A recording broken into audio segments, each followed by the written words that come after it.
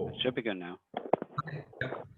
All right. I think we can, since we're recording, I'm happy to get started, and then if folks come in late and miss the beginning, then they can go back and watch the recording. So we'll get going. Thanks everybody for joining us this afternoon. Happy Friday. Happy first Friday of October. It's hard to believe we've gotten here this quickly. Seems quick to me, at least. So we really appreciate you taking the time out of your afternoon to join us for this presentation on progressive degree paths. We will talk a little bit about progressive degree options in general, and then some of the specific progressive degree opportunities offered by the Spatial Sciences Institute. Just kind of looking through the folks in the audience, it looks like all of you are associated with spatial sciences in one way or another. So hopefully these progressive degree options are something that you might consider. But we are happy to field questions, and we'll have an opportunity to have a conversation a little bit later once we go through some of these slides. So Daron, would you mind going to the next slide? Okay, so just to introduce myself quickly, I think, again, everybody here I've talked with at some point or another, either in person or at least via email. My name is Ken Watson. I'm the Academic Programs Director for the Spatial Sciences Institute. I, among other things, do the academic advising for the program. And so I work with those of you in undergraduate degree programs, but I also work with students in our graduate programs. And so I, along with some of the other folks in the Zoom room here, can help answer questions about the master's programs in general, as well as the pathway through the progressive degree. One person in particular I'd like to introduce, maybe some of you have had class with him previously, is Dr. Bob Voss, who is our Director of Graduate Studies. And so with that, Dr. Voss, would you mind just telling us a little bit about yourself? Sure, I'll be happy to do that. So welcome everybody. Those of you guys who know me know that my main area of work is on sustainability and sustainability science, and I've done a lot of different geospatial things in relation to that, especially in relation to sustainable cities and thinking about product supply chains and how to make those as green as possible, particularly the kinds of locations where things are made around the world and how that affects the environmental impacts that they create. I also, so as Director of Graduate Studies, I have the oversight role for all 4 of our master's programs. So our master's in GIST, our master's in Human Security and Geospatial Intelligence, our master's in Spatial Econometrics and Data Analysis, and our master's in Spatial Data Science. I also work with our PhD program in Population Health and Place, and so I've been actually doing more work in the public health domain in the last couple of years. Actually, I see a student here today who's done some of that work in the public health area with me, so it's wonderful. Just to say welcome, and I'm here for questions about the curriculum, about which of the master's programs might be the best fit for you, how it would interface with the undergrad degree you're earning at USC, and the kind of career paths that it could lead to. So all those kinds of questions can certainly come to me, and I'd be happy to field them. Thank you, Ken. Perfect, thank you. We appreciate that. Sorry, Darren, can we go back just one slide quickly here? So, oops, are we going forward? Still going forward. Okay, thanks. So again, I think many of you are affiliated with SSI in one way or another, either through minors or majors. But just to kind of give a little context of who we are and where we came from, the Spatial Sciences Institute, as it exists today, was founded in 2010. Prior to that, we were the Department of Geography, but we kind of rebranded, rediscovered, reformulated ourselves into the Spatial Sciences Institute in 2010. And since then have begun, actually I think it's 18 academic programs now, ranging from these undergraduate programs that many of you are familiar with, to graduate certificates, master's programs, and the PhD program that Dr. Voss was just talking about a moment ago.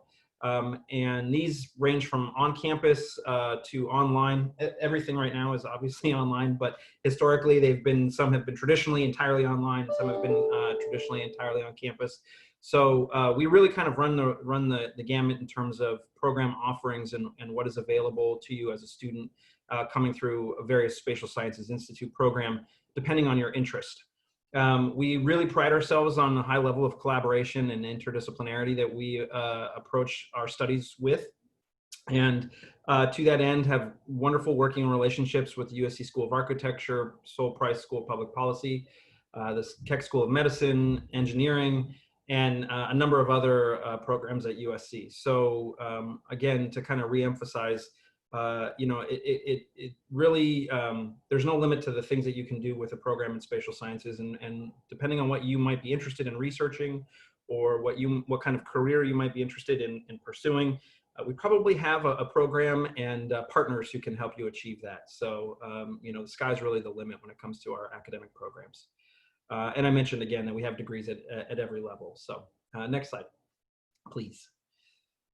Okay, so maybe more specific to the reason why you are all here, what is a progressive degree? What are some of the advantages of that? And so maybe have kind of a general sense.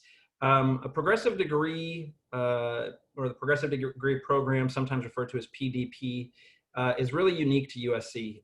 And I think it's a really outstanding opportunity for students who are coming through undergraduate degree programs at USC to essentially kind of fast track themselves into a graduate program. Students who qualify for progressive degree programs have the opportunity to begin taking graduate level work prior to finishing their undergraduate degree requirements.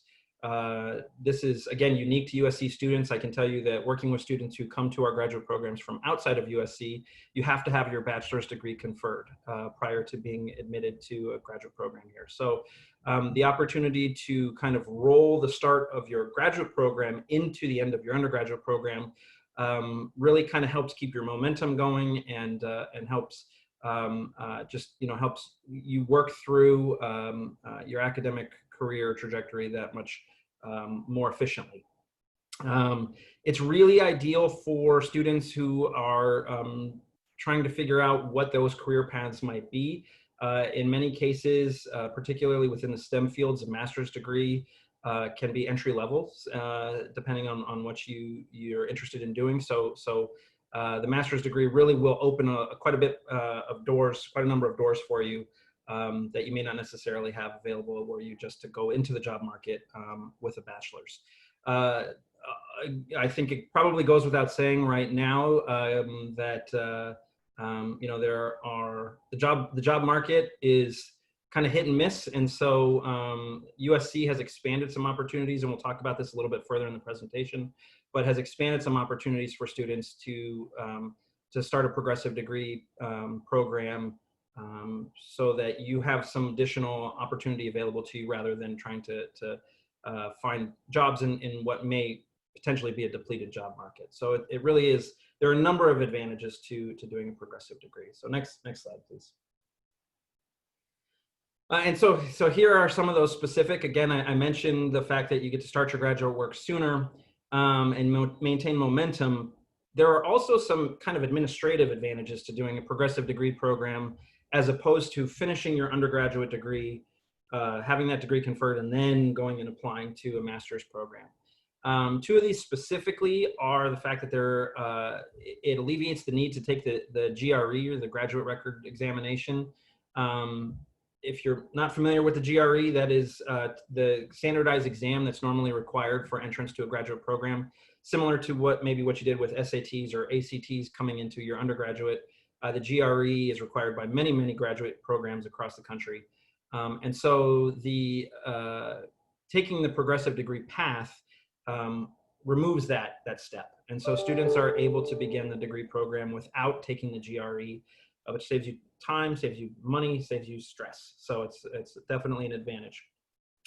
One of the other really great things about coming through a progressive degree path is, depending on which master's degree you choose and where you might be coming from as an undergraduate, there's an opportunity to actually reduce the number of units required for a master's degree.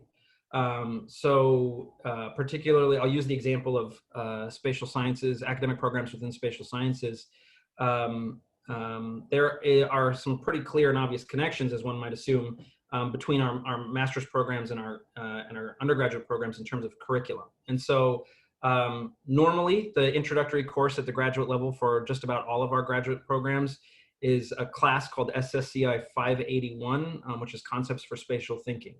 And this is really kind of the entree into GIS.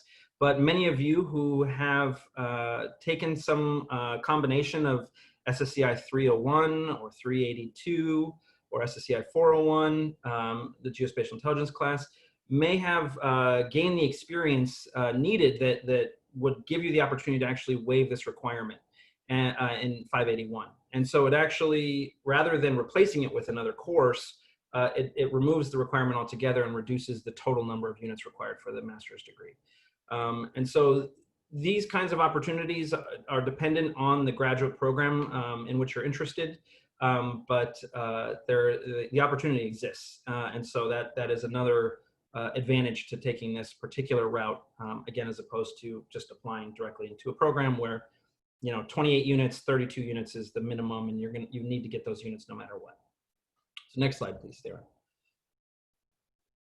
Okay, so I mentioned that there are a number of graduate programs offered by Spatial Sciences.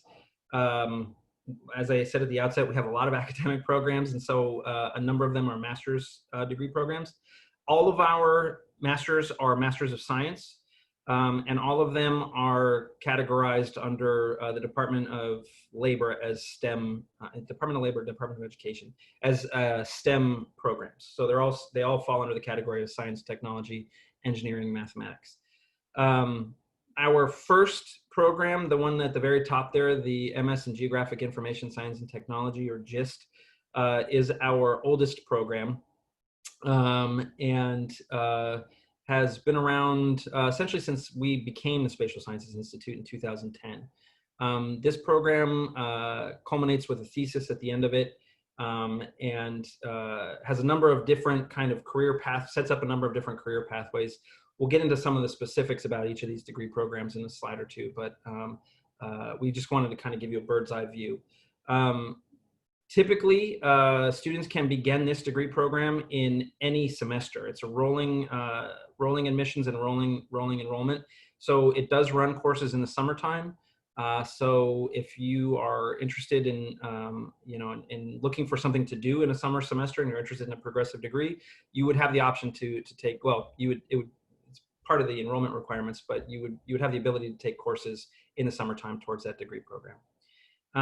The next one on the list there is the Masters of Science in Human Security and Geospatial Intelligence.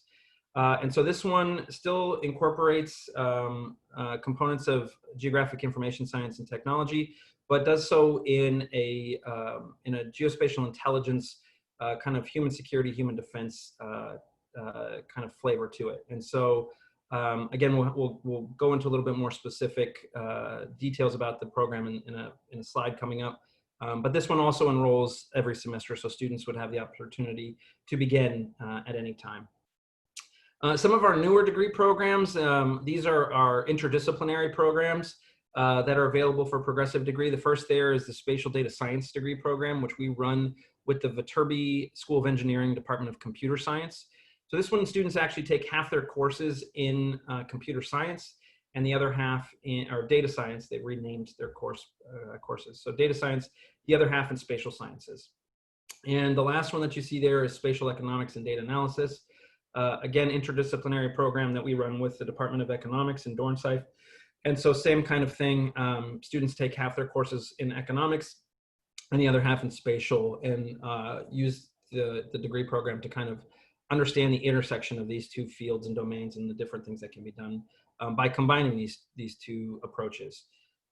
So we'll go into a little bit more specifics about each of the degree programs now. So Darren, next slide, please. So starting with the top one, and hopefully again, as members of the Spatial Sciences degree programs, I'm hopeful that everyone here is familiar with Geographic Information Science and Technology, what GIS is and can be used for. But to really kind of dumb it down, it can be described as the study of place and time, and involves accumulating information for things like in visualizations like maps.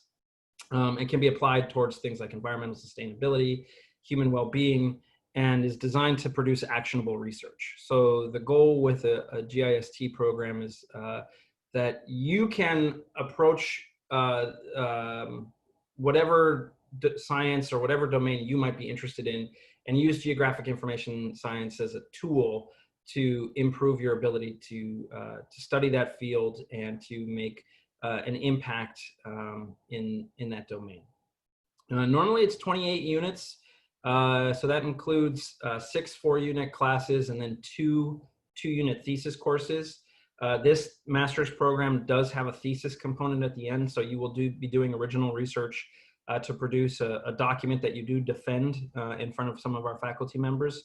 Many of our students who have jobs use this as an opportunity to produce something for work, or if you have a particular project in mind that you would like to pursue, this is a really great way to do that in a formal setting with the input and guidance of our faculty.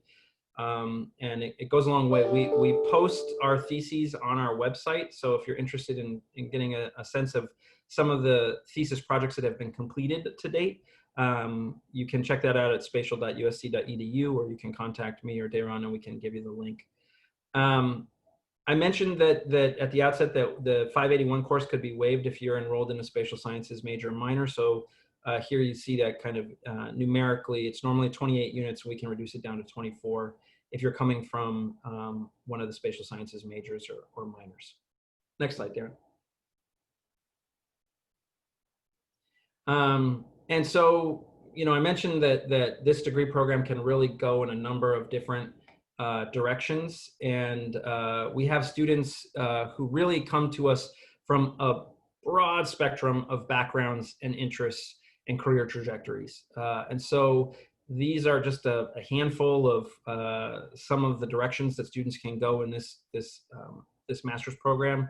Really, you know, as we mentioned before, it's an enabling science. It's a tool that can be used in other domains. So, you know, these are some kind of bird's eye view topics that you might pursue, but this list is certainly not conclusive. And you'll see the logos on the right of the screen. There are some examples of places where some of our students have worked, had internships, or ended up once they graduated. So when students ask me, what can I do with this master's degree program?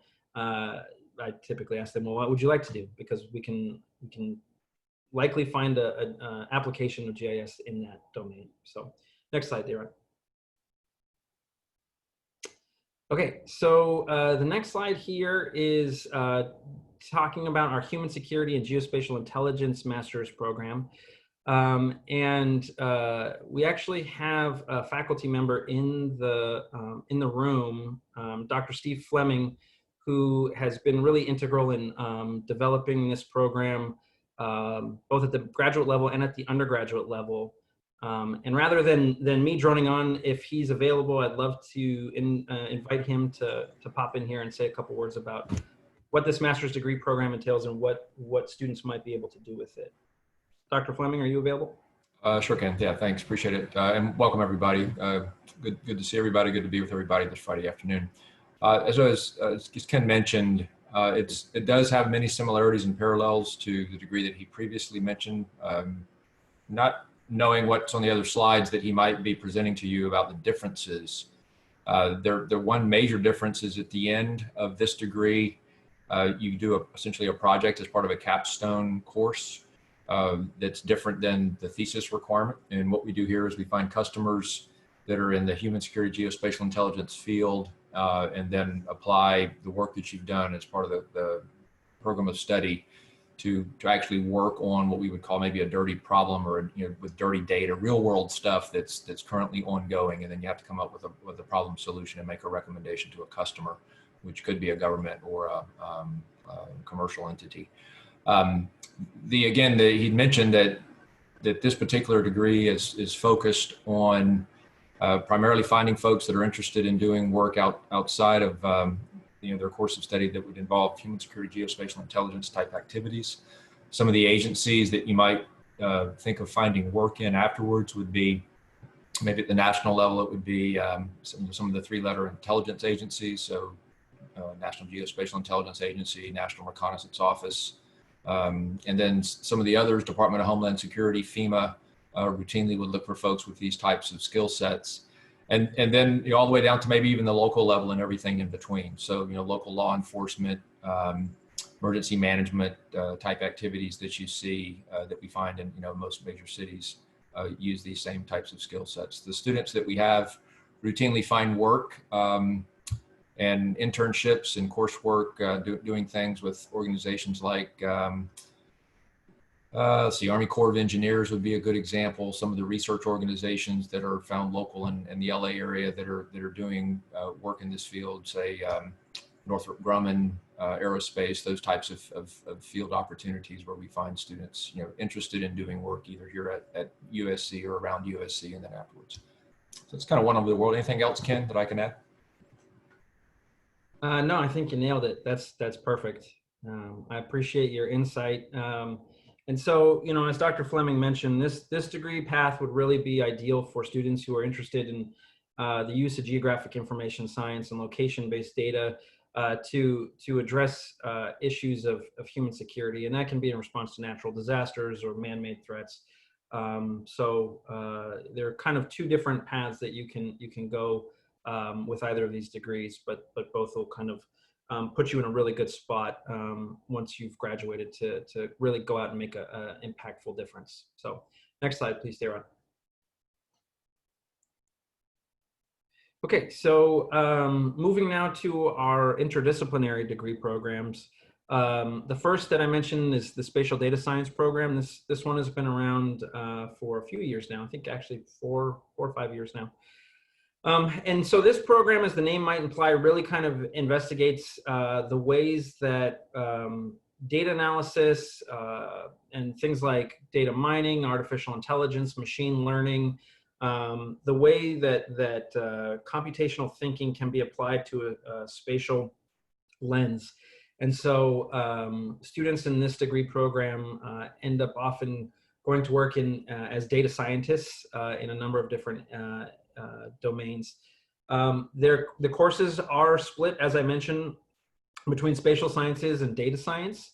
And so at the graduate level, a full load is normally, a full-time load is normally 8 units or 2 courses. And so this program historically has run fall, spring, fall, spring. In each semester, a student takes 1 spatial sciences class and 1 data science class. Pardon me. This degree program gives students kind of the best of both worlds when it comes to the spatial component and combining it with data science. With those 8 courses, it's normally 32, but again, similar to the other degree programs, we can take off that initial introductory GIS course. This program does not actually have a thesis or a capstone project at the end. But what it does offer is really kind of ample opportunity for students to do faculty-led research and internship. This is a very sought-after skill set, this combination of spatial thinking and understanding and data analysis. And so we have a number of faculty, both within spatial sciences, but also in other units at USC, who are interested in working with our students. And so there are lots of opportunities to do research for pay in some cases, for credit, or just for the ability to gain experience and network with some big names in the field of data analysis and data science. Conversely, we also have the internships. We've put a lot of effort within spatial sciences, as many of you likely know, into developing relationships and opportunities for internship placement for all of our students, undergraduate and graduate. And so there are a number of possibilities in that realm for students in this degree program as well. So next slide, please. So some of the places that you can go with this, and my experience with students coming out of this degree program have been similar to those coming out of the GIST program in that it's really pretty open-ended. and students can go in any number of directions. Again, similar to just everything happens somewhere, right? And so the ability to utilize location data and incorporate some of the advanced technologies that are coming out with relation to data science and particularly AI and machine learning, like I mentioned, really give students, open up a lot of doors. And so we've had students go into things like supply chain management. A number of them have gone into transportation systems management and doing things like working with government agencies and NGOs and private organizations that look at the way, both within the United States and internationally, transportation is managed. So that's a big part of what you can do with spatial data science. And then, obviously things like application and software development. So going to work for an organization like Waze or Google Maps or Apple Maps, we've had students go in those directions as well. So next slide, please. Okay, and then the last of our master's degree programs is a spatial economics and data analysis. And again, this is an interdisciplinary program that, as I mentioned at the outset, runs with spatial economics. So similar to the data science program, where students are taking half their courses in spatial sciences and the other half in data science, students take classes with spatial sciences and economics. And really the goal here is focusing the use of spatial understanding and GIS to look at things related to business and commercial and economic opportunity and challenge. And so it incorporates some of the same data science, doesn't necessarily have as much of the programming and computational emphasis that you might find in the data science program. But it certainly gives students the opportunity to look at big data and figure out ways to manage that and produce actionable research with it. Again, similar to the spatial data science program, it's normally 32 units that can be reduced down to 28. And similar to spatial data science, lots and lots of opportunity for participation in faculty-led research and internships. So next slide. And so this degree program is relatively new. We actually had our first graduates this last summer, both of whom were international students and returned home and are working with government agencies in their home countries that are examining economic factors that impact their countries. But there are really a number of different things that you can do with this degree program, just like all the rest of them. Here are some examples specific to things like working with the Department of Labor within the United States, or one of the other kind of directions that you can go with this is really there's a huge opportunity for research. And so students could certainly work their way into the field of academia with this degree program and use it as a jumping off point towards a PhD if that were something that you were interested in as well. And certainly, very important component, environmentalism and sustainability aspect that students might pursue with this master's program as well. So again, a number of different directions. I think we'll have some more kind of prime examples as students, real world examples as students graduate and go out into the world. But for now, these are things that we anticipate our students will be interested in and will be pursuing. So next slide, please. Okay, so those are some of the opportunities within the Spatial Sciences Institute. There are a long list of master's programs that are eligible for progressive degree paths. And so if any of those that we mentioned, if you're interested in exploring other opportunities outside of those, then I would certainly be happy to help you investigate those pathways. They're offered, the progressive degree programs are kind of administered and maintained by the different academic programs who are doing, who run those graduate programs. So for the spatial sciences master's programs that I just mentioned, that would be Dayron and myself. But if you were interested in a master's program within Price or within the School of Environmental or the Environmental Studies program, or architecture, any of the other units at USC, then we can put you in contact with advisors for those programs, and they can give you a little more insight. From a general perspective, these are the admissions requirements for a progressive degree. The application itself is actually pretty streamlined, especially compared to, again, the general application that you would fill out if you were to apply once you have finished your undergraduate degree program. Doing the graduate degree application in many ways is like doing an undergraduate degree application, in that you need to send in transcripts, and you need to do writing samples, and you need to provide letters of recommendation. And, you know, there's a lot that goes into resumes, and there's a lot that goes into it. For the progressive degree program, it's a much more streamlined process. It more or less entails producing a course plan that demonstrates you can complete all of your undergraduate and graduate degree requirements, along with the STARS report and approval from the various offices. And that usually includes your undergraduate chair and the chair of the master's program, were you to come from one of the spatial sciences undergraduate programs into a spatial sciences graduate program. The chair in both cases is Dr. John Wilson, so he would sign in both locations. And then it goes through the dean's office. So it's like there's a process set up in place to help you through that course plan production, but it is relatively quick and painless. As the name might imply, progressive degree, the intention for students coming through this program is that they begin taking graduate courses before they finish the undergrad. They progress into their graduate courses. So to that end, normally students are required to have completed at least 64 units at USC, but no more than 96. So this puts you somewhere in the range of your junior year or your third year at USC. As we'll see here in a slide coming up, they've made some exceptions to this, given current circumstances. And so students may have opportunity once they've surpassed 96 units, but in typical cases, you at least need 64. They don't really want freshmen and sophomores starting to take graduate level classes before you've at least hit the halfway point of your undergraduate program.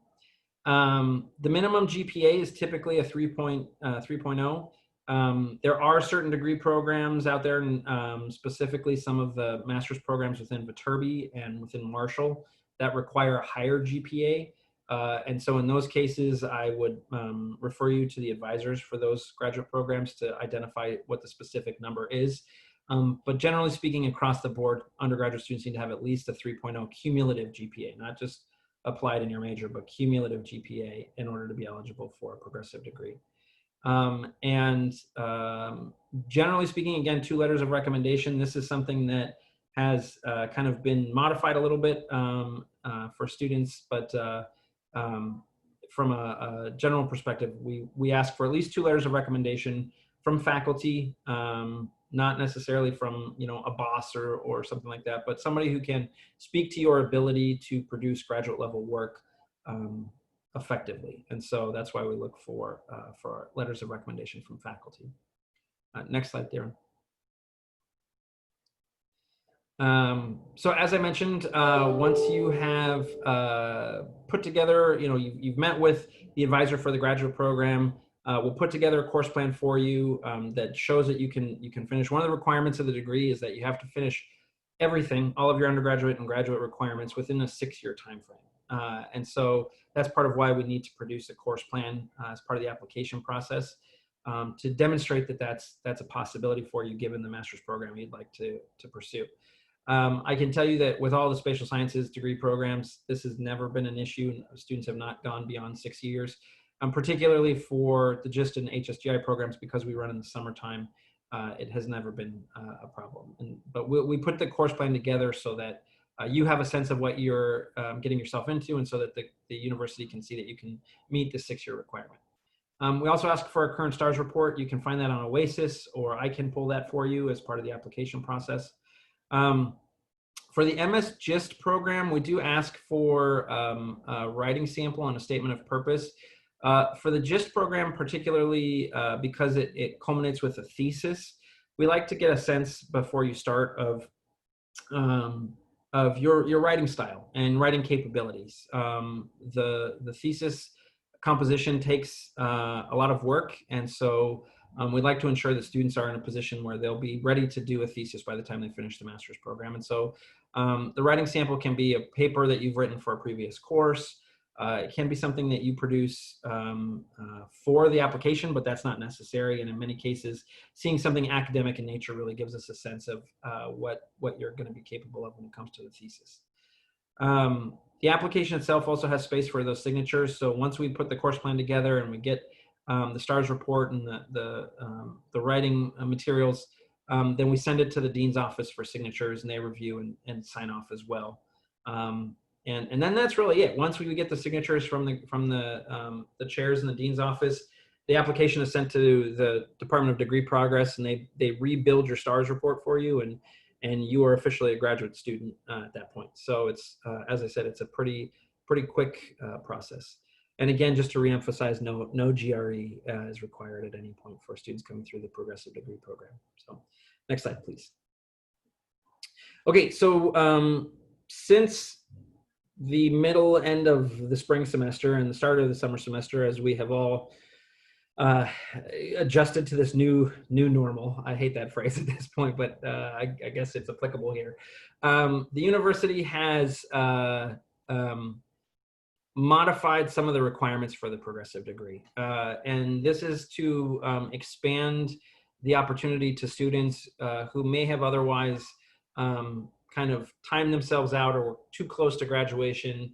And so now the university is accepting applications from students who have more than 96 units, who are in their last semester, and gives you the same advantages of going through the progressive degree application process that students who are in their junior year going through the normal process would. So as you can see on the slide here, students who are graduating in December can still submit an application for the next month or so to begin graduate level programs in the spring. So again, historically, the process has been that you start taking graduate level courses in conjunction with your undergraduate level classes. But if you're finishing up this December and you're going to be graduating, you can actually start taking graduate level classes in the spring through the progressive degree program without having to go through the normal graduate admissions process. So this really kind of adds a whole nother door, kind of avenue to the progressive degree program that didn't exist before. Because in the past, those students would have been recommended to go through the traditional graduate admissions process.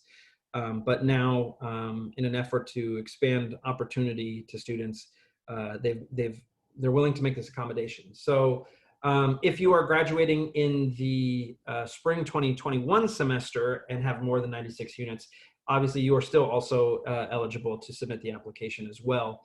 And depending on what your course plan looks like, you could begin taking graduate level courses either in the spring or the summer or fall 2021 semester, depending on what you're interested in doing.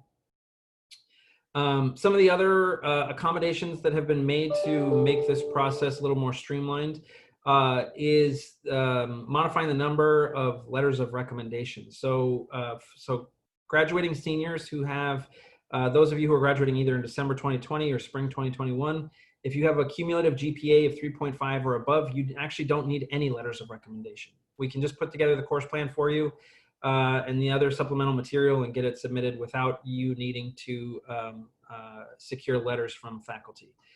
If your GPA is between a 3.0 and a 3.49, then you actually only need one letter. And so students who are juniors who are kind of continuing going through the traditional progressive degree path, the university does like to see 2 letters of recommendation. But for graduating seniors who meet these GPA requirements, you can do fewer or no letters of recommendation as part of your application process. So next slide there. Okay, so we're gonna have some time to open it up for questions at the end here, but just to kind of wrap this up, so we've thrown a lot of information at you. We've talked about the different degree paths that are available to you through the Spatial Sciences Institute. You'd like to learn a little bit more and potentially submit an application. So what do you do next? If you are either an undergraduate within the Spatial Sciences Institute, or you are interested in one of the master's programs within the Spatial Sciences Institute, or both, then I would be a good person to at least start with. We can certainly put you in contact. I can certainly put you in contact with Dr. Voss or Dr. Fleming, Dr. Loyola, who's joined us, any of the faculty at SSI who can kind of help provide additional background about the specific degree programs, but my recommendation would be to schedule an appointment with me so that we can look at your specific interests and the best way forward with getting the application done as quickly as possible. And then if you fall into one of the categories that does require a letter of recommendation, I would highly recommend that you seek that out sooner than later. Many of our faculty are very, very, very busy. And so giving them as much lead time as possible when requesting a letter of recommendation is advantageous in that you're not left trying to chase down the letter as the last part of your application. Just also from a common courtesy standpoint and making sure that faculty are not trying to turn something around the next day tends to work better than the other way around. As I said at the outset, your STARS report, you can catch that on OASIS, or if you're not entirely sure where to pull that from, you can contact your advisor or me, and I can use the database to pull it for you and attach it to your application. And then once we get all of those steps completed, then I will work with you to ensure that your application gets submitted and reviewed in a timely fashion. And then from there, if you choose one of the Spatial Sciences Master's programs, I will then work with you in my capacity as a graduate advisor to get you registered. And so, like I said, the process is pretty streamlined, but I can certainly answer specific questions that come up as they do. So I think that's the last slide. So the chat is open, and I would, if you have questions, if you have thoughts or concerns, I would invite you to enter those in the chat, or I think there is a manageable number of us here that you could also unmute yourself and ask your question verbally if you prefer to do that. We've got about 15 more minutes or so, so I'm happy to do that. Or if you prefer to send your questions to me directly, then you can use my email address. That 213 number on there is my office number. Obviously, you're not gonna catch me on my office phone at the moment, but you can always leave a message and I can call you back. Email tends to be the easiest way to do it. Then we can set up a Zoom meeting and chat face-to-face if you like. So, okay. So I'm going to open it up for questions. Thanks, Darren. Put our emails in the chat there so you can email us. But I'd like to open it up for questions either for me or for Dr. Voss or Dr. Fleming or Dr. Loyola. Or if you're good, then we would say thank you for joining us and have a great weekend. We will catch up with you soon. So thanks, Dominic, for joining. So yeah, with that, please feel free to ask your questions.